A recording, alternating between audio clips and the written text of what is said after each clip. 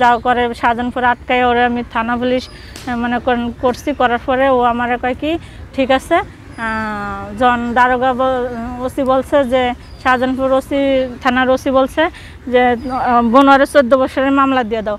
তো মামলা দেওয়ার কথা কয়ে জন মামলা দেওয়ার কথা কইছি, তখন আমার বড় বোন ছিল, তার হাতে পায়ে ধরছে, আমার হাতে পায়ে ধরছে, তুই আমার মামলা দিস না, আমার এইবারেতে বাঁচা, আমি বলেন তুই আমার মামলা দিস না, এবার এই মুহূর্তে আমার বাঁচা, আমি তোরে সব কিছু করে দেবো, আমার একটু সময় দে, বুঝছেন, সব কিছু করে দেবো, তুই আমার একটু সময় দে। তখন আমি কইছি আমি সময় মানি না, তুই আমার এই মুহূর্তেই বিয়ে করবি। তো আমার শাহজাহানপুর থানার ওসি কইছে ঠিক আছে, তুই এই মুহূর্তে বিয়ে করবি, এখনই তুই ওরা কোর্টে নিয়ে যা। কয় না, এই জায়গায় কাজী অফিস আছে, কাজী অফিসে নিয়ে যায়। তো কছে না, আমি ওসি কইছে না, কোনো কাজী অফিস হবে না, তুই কোর্টে নিয়ে যাবি, কোর্টে নিয়ে কোর্ট কাবিন দিবি।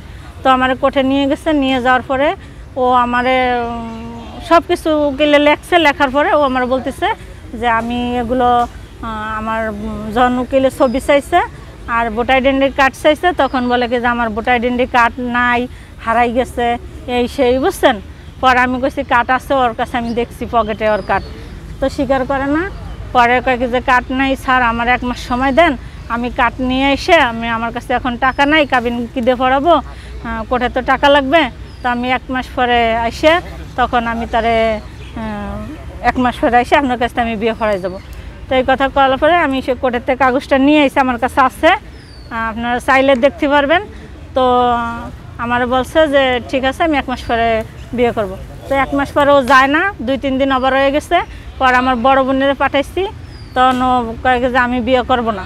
তো যখন কইছে করবো না, তখন আমি ওই জায়গায় ওর অফিসে কিছু লোক আসছিল, তাদের কাছে বিচার দিছি, দেওয়ার পরে তারা থাইকে টাইকে তারা আমার বলছে ঠিক আছে বোন, বিয়ে করবে, ও করবে আর বাপে করবে। তো এইভাবে কইয়েটে তারা আমার কাজী অফিসে নিয়ে 1.5 লাখ টাকা কাবিন দিয়ে আমার বিয়ে করছে।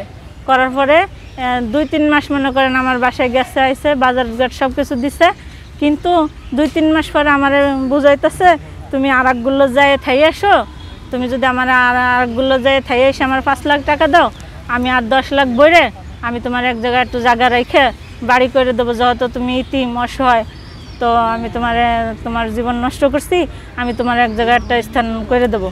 তো ভাই আমি সেই বলে ও যখন আমার বুঝাই টুঝাই কইছে, স্বামী রেখে এই ডকুমেন্ট নিয়ে টাকা দেয় না। তো আমি ওর ডকুমেন্ট ছাড়াই যে নাম্বারে দিতে কইছে আমি সেই নাম্বারে দিছি। দেওয়ার পরে এখনও আমারে মনে করেন যে আমি আসার আগেই আমার মোবাইলে টাকা চায়, প্রতি মাসে টাকা চায়।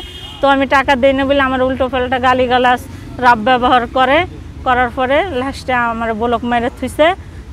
আমিও গালিগালাজ করছি, তখন আমার ব্লক মেরে থুইছে।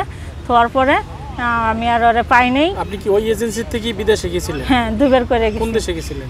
একবার গেছি কাতারে, একবার মানে। আচ্ছা, এই টাকা কে দিয়েছে, ও না আপনি নিজের?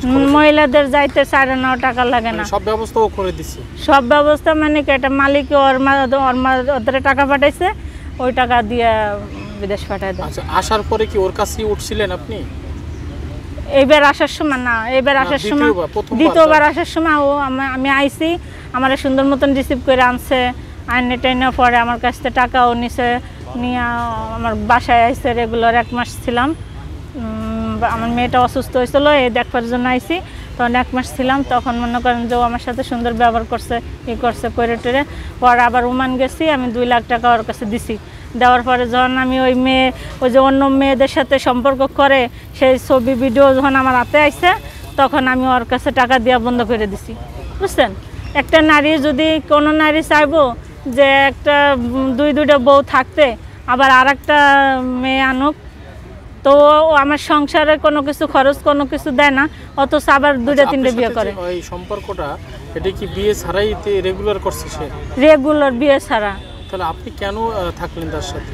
এখন ভাই আমি তো এক জায়গায় সংসার মনে করেন করতে পারিনি, আমার কপালে নাই। এখন একটা মেয়ে আছে, আমি অনেক অসহায় হয়ে গেছিলাম, বুঝছেন। তখন আমি ঘর ভাড়া এদিক সেদিক মেয়েটা নিয়ে কাম করে খাইতেও পারি না, অনেক নানানটা চিন্তা করে আমি ওর কথা রাজি হয়েছিলাম, বুঝছেন। তো রাজি হয়েছি বলে ও মনে করছে আমার কেউ নাই, আমি অসহায়, এই সদ্ব্যবহার করছে আর কি। তো আমি এতটা বুঝতে পারিনি, আমি এতটা ওর চালাকি ছিল, আমি বুঝি নাই। আমি মনে করছি যে ও সত্যি মনে করে আমার গ্রহণ করবে, এটা আমি বিশ্বাস করে আমি ওর সাথে চলছি। তো ভাই আমি জন্মমান থেকে আইছি, আসার পরে আমি ওরে করছি, প্রস্তাব দিছি, আমার বোনের দিয়ে খবর দিয়ে আইছি। আমার নাম্বার ব্লক মেরে থইছে আমি আসার আগে। তো আমার বোনেরা কইছে যে ওরে আমি ছাইড়ে দিছি। তো ছাইড়ে দিছি কইছে, তো আমি আর অফিসে যাইনি, ওর অফিসে যাইনি। আমার নামে বিয়েটা কি সত্যি হয়েছিল নাকি আপনি মিথ্যা মিথ্যা? না, আমার বিয়ে সত্যি হয়েছে, কাবিন আছে। আপনারা চাইলে আমি সব কিছু দেখাইতে পারবো, ডকুমেন্ট। এখন তো মানতেছে না। হ্যাঁ, এখন বিয়েটা মানতেছে না। না এখন বিয়েটা মানতেছে না। ও আমার সাথে প্রতারণা করছে ভাই, ওর মতন। ও আমারে ছাড়া আরও দুইটা মেয়ের জীবন, আমার পরে, আমার বিয়ের পরও আরও দুইটা মেয়ের জীবন নষ্ট করছে। তাদের একটারে ছাড়ছে, 50,000 টাকার জরিমানা দিয়ে তাদের একটারে ছাড়ছে, আর একটা নিয়ে এখন বিয়ে ছাড়াও আছে বর্তমান। এটা আমি থানায় বলছি, ও বলছে, থানায় বলছে যে আমি তার সাথে শেয়ারে ব্যবসা করি, বুঝছেন? ওই মেয়ের সাথে? হয়, দিন বেড়ে ব্যবসা করে, রাত হলে দুজনে একসাথে যায়, বুঝছেন? না, এই যে আপনি যে বলছেন তার বিরুদ্ধে অভিযোগটা, সেটা হলো